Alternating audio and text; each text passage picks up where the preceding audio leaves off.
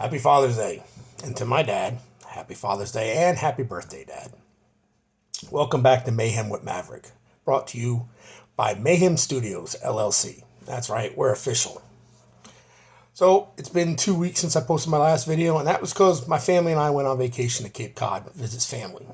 My Aunt Bobby, my cousin Chris, and his wife Liz. We spent our summers, Robert, me, my dad, my mom, up in Brewster. So I want to take the family up there, disconnect, get away from the world, which I did and had a great time. Reminisced about my brother and the good times that we used to have up there, and just hanging out with my Aunt Bobby was awesome. Went all over the place. Went to Brewster, went to Sandwich, went to lots of towns all over the Cape. In fact, one of my favorite spots is we went to P-Town, or Provincetown. You know, lots of shops. The Black Dog is there. One of my favorite Army Navy stores is there. It's a beautiful town at the tip of the Cape, and just a great time. Torin happened to talk me into going to the Pilgrim Monument, which, if anyone who doesn't know what that is, it's the tallest granite tower in the United States. It's 252 feet tall. Wasn't really sure I really wanted to go walking up that, because you have to walk up it. But I gritted my teeth because my kid wanted to do it, so I'm going to do it. And me and the wife and the boy, we went all the way to the top. And I'm going to tell you, 100% worth it. Totally worth the being out of breath, knees hurting, all that crap. Totally worth it, because the view from that place was amazing. Just beautiful. You could oversee the whole town of Province. You could see the tip of the Cape, everything. It was just great, and it was totally worth it, and I'm glad he talked me into doing it. So if you're ever out in Provincetown, you got to do it. One of the other most favorite things that I love in Provincetown is a candy store called the Penny Patch. Now, that's been around for 51 years. I'm 52, so that just tells you I've been going there since I was a kid. Every time I go to Provincetown, I go to the Penny Patch. So I talked to the owner who was working there, David, and he just took over a couple years ago. So his dad was running it for a long time, and we looked at the pictures of his father, and I remember his father from our visit back when Torin was a little kid. So great candy, got the old school candy. You can find stuff there that you hadn't seen in years, but he makes fudge, he makes homemade candy. If you go there, you got to go to the Penny Patch. Favorite store there. So now I had a great time. Now I want to talk to you guys about a couple things that I think is weird out in Cape Cod. All right. I love the Cape, so don't get me wrong when I say this, but they got some weird shit going on. This is a water bottle, right? We all know that. You can't get this in the Cape. It's called a single-use plastic bottle, and you can't find it in Cape Cod because they have some rule about single-use plastic bottles. But there's a catch, right? So you get these canned bottles of water, just like you'd get the beer cans at any of the sporting events, at an NFL stadium or at a MLB stadium. It's a canned water. But what's weird is it's only these sizes. So you can walk in there and buy a 2-liter soda, and it's still in a plastic bottle. You can buy at 7-Eleven, they have their 1-liter bottles of water still in a plastic bottle. But this size has to be in a can. I get what you're trying to do. You're trying to save the world. You're trying to use less plastic. I get that, and that's good for you. But it doesn't work if it's only this size, because I'll go buy a 2-liter soda, and I'm still using more plastic than the amount of plastic that's in this. So, again, love Cape Cod. That's a weird freaking rule. But other than that, awesome time, great time. So let me tell you about something that really catch my draw this week. I'm Roman Catholic, okay? And what really pissed me off was the Pope going to the G7 summit. First Pope ever to go to this thing. And there's a reason why he shouldn't be there. I get he's talking about AI and all that, and, we need to be careful about AI. Trust me. I love Elon Musk, but AI is kind of weird, and we got to be careful with it. But The church needs to stay out of politics. One of the problems with the Roman Catholic Church was centuries ago, they were in too much politics, and it caused some problems with the church and many other churches. What you got to remember is that the church is there to help you be close to your God, whether you're Jewish, Muslim, Buddhist, whatever. Your religion is helping you get better with God. They should not be involved with politics. This country was born on that concept. Freedom of religion. But the founding fathers were smart enough to believe in separation of church and state. Because if you allow both to integrate, it will not be good for the common man. It would only be good for the church that's running it, i.e., some of the Middle Eastern countries that are predominantly run by imams and their religious leaders. Because if you look at Iran back in the 70s, it was just like us. There's pictures on the internet of women in bikinis in the 1970s in Iran. Because then, at that point in Iran, that country wasn't run by the Muslim religion. It was run by a government. But once the Muslim religion leaders took over, they went and made the country follow Muslim law. But it's the same with us. I can remember a few years back at my church that on an Easter Sunday, when we're supposed to be talking about Christ rising from the dead and what that means to being a Christian, our priest is talking smack about President Trump and about his borders and about how bad of a man he is. I don't go to church for you to bash the president. In fact, I don't give a crap what president it is. Right now, President Biden, not a big fan.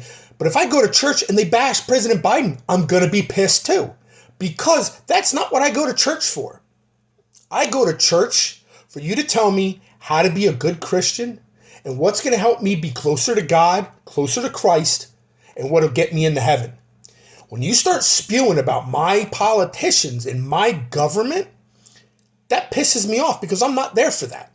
And that's not your job as a priest, and it's not the Pope's job, the Holy Father's job to get involved either. Because let's be honest, this current Pope had talked some shit about President Trump and his beliefs about building the wall, whether you believe the wall's good or not.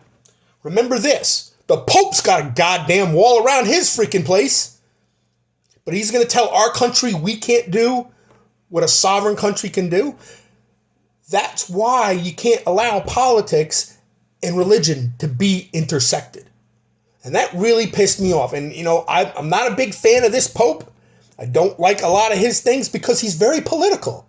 And I just don't believe that my religion and my politics should be interacted. Christ said, give unto Caesar what is Caesar's, and give unto God what is God's. And you know why Jesus said that? Because to be a good Christian, you have to be a good citizen. But they're two separate things. You have to look for the common good. So, I will do everything that I'm supposed to do to be a good Christian.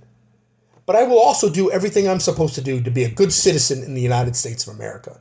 And that means I follow the laws. I pay my taxes. I do what my government requires of me as long as it doesn't violate my rights that are given to me and all of you by the Constitution. So, again, I'm not trying to force anything on you. I'm trying to make you just realize what I see. And what I see as a Catholic, seeing that the Pope did what he did, that upset me. Because he's supposed to be the representation of God. And if he is, why are you involved in politics? Because Christ has already said religion and politics don't intersect. So there's my rant on that. Okay, you can love me for it, you can hate me for it. It's my opinion. I truly believe that most Catholics, and look, I'm not a devout Catholic like my grandmother who went to church every single Sunday. I'm a CEO Catholic, and if you don't know what that is, Christmas, Easter, other holidays. That's what I am. But as any Christian should know, our religious leaders should not get involved in politics. It's not a good thing. It brings bad things upon the world. and it mixes up what we're supposed to be doing as Christians. So that's my end of my rant on that. You got another rant on politics, unfortunately. So there was a thing that was just brought up to President Biden about the United States military, specifically the E4 and below, our young men and women, our lower enlisted ranks. Multiple congressmen and senators, I guess, came up to him or brought up to the White House about that they're underpaid. They're low paid compared to the rest of obviously the officers are always paid well. And, a senior enlisted like me, a retired senior chief, I got paid very well as a senior chief. But to be honest, these E4 and below, they're not paid very well. Yes, they get their BAH. If you don't know what that is, it's housing allowance. And they get money for this and they get money for that.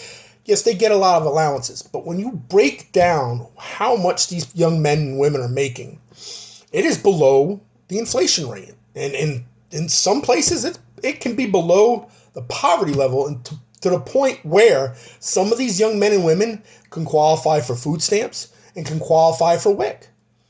Now, it was approached to him to give the younger men and women a pay boost, and he denounced it, said he won't do it. Coming from a president that every freaking time he gets a chance, he got to bring up his boy Bo and how he served in the military and died in the military. Never brings up the fact that Hunter was in my branch, the U.S. Navy, but got kicked out for drug abuse.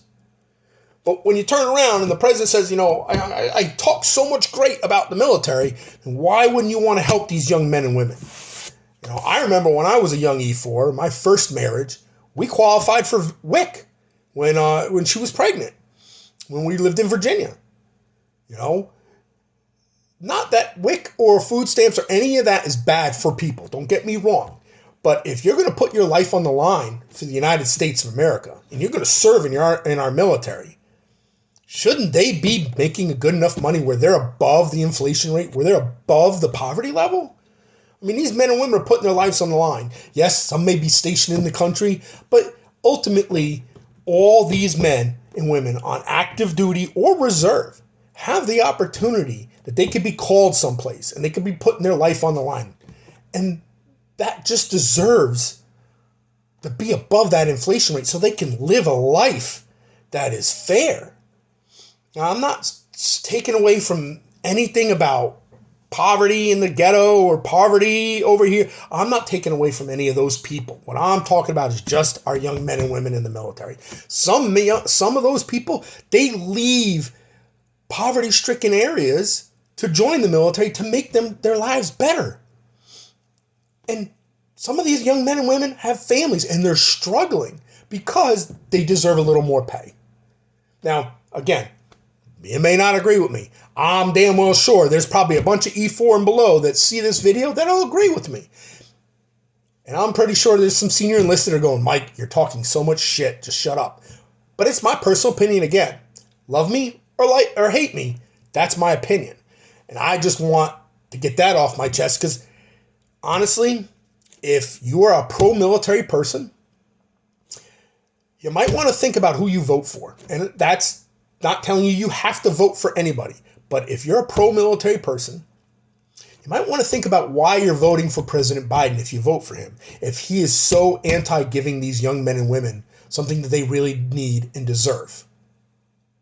So there's my rant on that. Those are the two things that really just got my graw this week. It just really, I couldn't let go. I had to talk about it. And again, like it, leave it. Hey, it's okay because this video is from me. If you're entertained, that's great. If not, I'm sorry. But I do have something. As you can see, I'm wearing my Star Wars shirt. So, I don't know where I put them. But, here they are. So, Oreos came out with limited edition Star Wars cookies. Now, I am a Star Wars geek. I'm not going to lie about it. And you know what? I'm fucking proud of it. We got tons of Star Wars stuff. We got we went to Comic-Con. We went to the Star Wars days. I'm proud of it. I don't care. Call me a geek. Call me a nerd. It's okay. But this, I gotta say, I got two of them. This, I gotta say, is pretty cool. And now, for those that don't know what's going on with these, the concept is you don't know what's in there. You're either going to get the dark side or the light side. So I figured I'd buy two, and we'll do it here. Because I know that some of you will probably never buy these. They get stupid. Some of you don't eat Oreos. Unfortunately, I eat Oreos. Probably shouldn't. Probably would help with a little bit of this weight.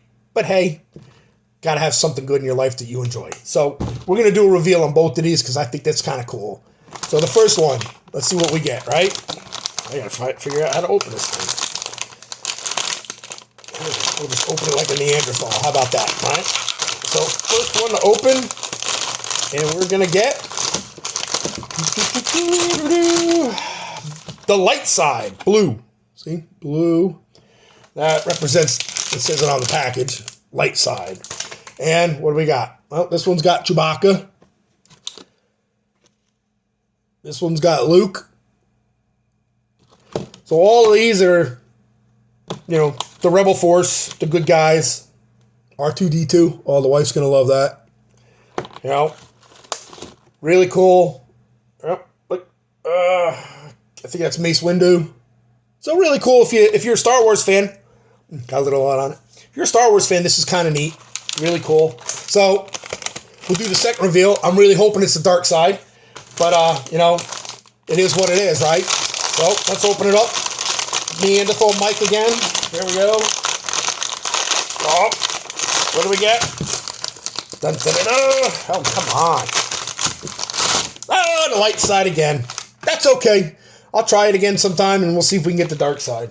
But I thought everybody would get a kick out of that. I did. I was all excited. I actually got I saw it on Facebook. Went on to Oreo.com or whatever their company is. Actually linked up with it. Got all kinds of crazy stuff about the release and all that. So, hey, I hope you had a good time. If you liked it, again, like, subscribe, view my Instagram, view my website, on my Facebook. Guys, just enjoy it. If you have something or suggest something, you can always go to my website. There's an email, or on my Instagram or on my Facebook. Send me something you want to hear me talk about too. I can do that. If you want to hear something, my opinion about something, I'll tell you. All my friends know, I'll tell you. So that's it for this week. Thanks for supporting me. Again, click, subscribe. Until next week, guys, be safe.